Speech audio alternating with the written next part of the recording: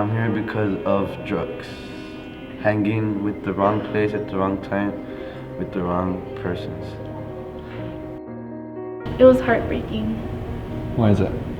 because I have family members who've gone through that, and I don't know, I don't know how to say it. I lost a son. I lost a son to heroin. He passed away 5 years ago to heroin. It's the worst feeling that could happen for a parent to go through. There's no way to express, to say what it's like to lose a son. You know, growing up as a teen, that's hard enough. You throw in temptation like drugs, and that can throw your life away in an instant. You know, studies show that teens are experimenting with drugs around the age of 13 or 14, and unfortunately, many of them are ending up in a place like this.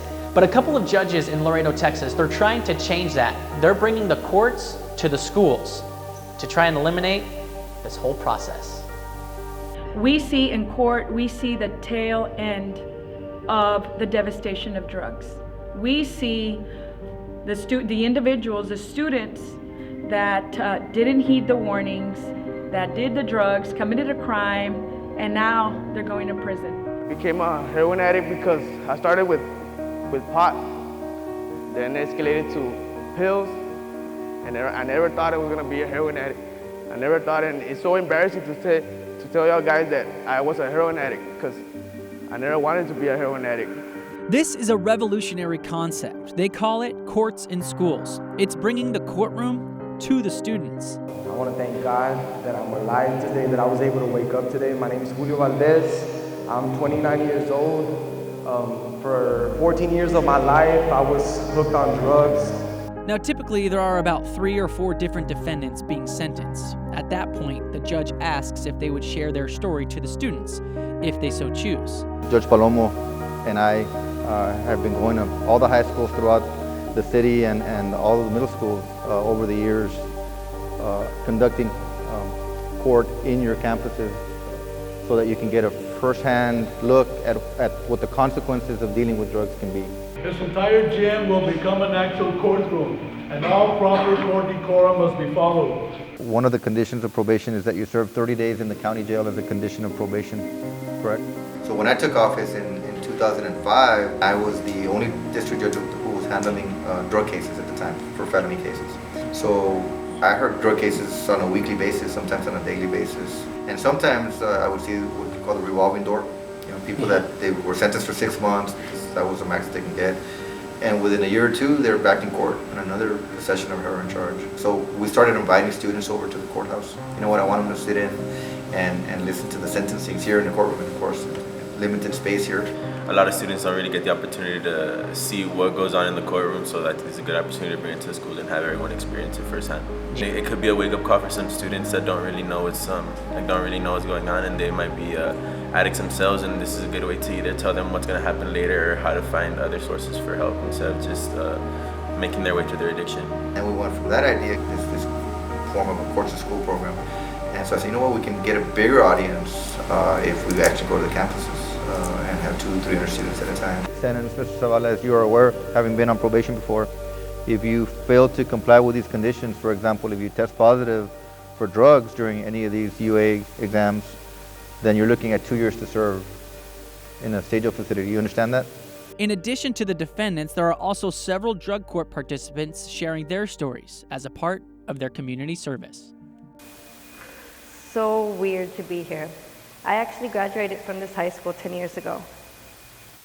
And when I was here, it was like a totally different story from the person I am today. Because if I could go back, I would never even have drank. Like, it's just such a waste of time. And that's all I have to say today. So, thank you.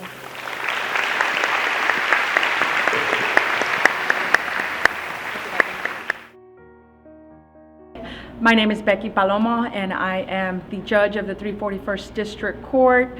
I am from Laredo, born and raised here.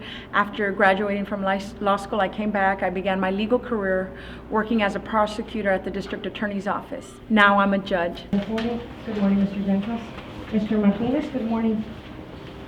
I sit and preside over the 341st District Court. I handle a family docket, a civil docket, and a criminal docket. All right, please. Good morning, please be seated. From day one, I knew I wanted to be part of the drug court program that Judge Oscar Hale has from the 406 District Court, and to be part of courts and schools. And so I give back to the community that gave to me. Mr. Garcia, after finding you guilty on 2 counts of possession of marijuana, felony 2, I hereby sentence you to serve 6 years in the institutional division of the state of Texas. Go ahead and have a seat. Right now you'll be processed by the probation department. Again, my hope is that, that the message gets out there, that students learn what the consequences are, not only legal consequences that they can end up in court and possibly in prison, but the health consequences that come with it. And I think that some of the messages, those are some of the messages that our participants gave today to the students, that some of these decisions that they make today could affect them the rest of their lives. What I wanted to put across to you is, if you start using drugs, it could end up to losing your life, which is it's the worst that could happen to anyone. You imagine having your parents come home and finding you down on the floor, passed out because of a cocaine overdose or heroin overdose. I don't really have much more to say, but just listen to your parents and stick to your studies. That's the only way you're going to get ahead in life, if you work hard and get an education. All right, thank you.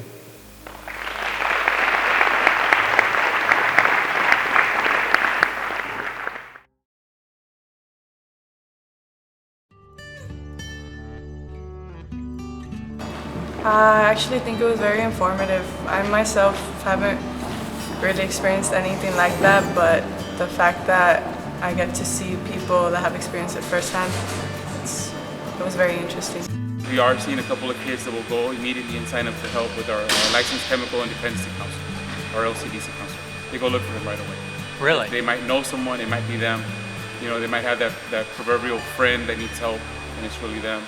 Yeah. And so this kind of opens the door for that. I know there's many people, especially seniors that were sitting there in the crowd, that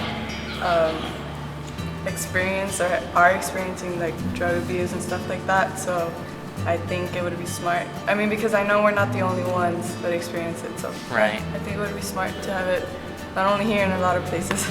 I know we're making a difference, even if it's one student at a time. One thing that I like to say all the time with the drug court program that we have and our courts and school program is, everyone talks about the war on drugs, and obviously it's a fight that will probably never end.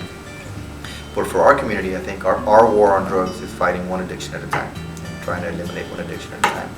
And I think that's probably the only way you can win the war on drugs, is you get rid of the demand. And I talked to some of the students afterwards. This isn't the first time you've heard this. You've heard this several times, and they're like, yes. I said, what's the difference? And they told me, and it's a wonderful feeling for them to say, you remind us that you care, and you remind us that it can be done.